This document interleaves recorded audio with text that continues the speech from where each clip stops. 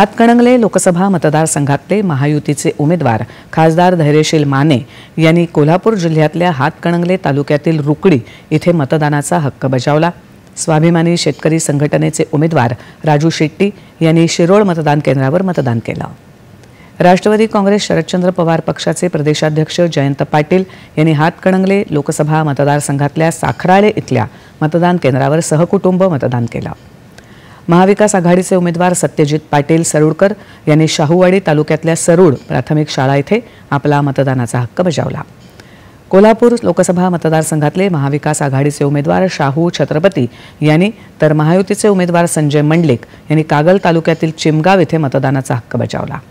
जिल्ह्याचे पालकमंत्री हसन मुश्रीफ यांनी कागल लिंगनूर इथल्या मतदान केंद्रावर जाऊन मतदान केलं।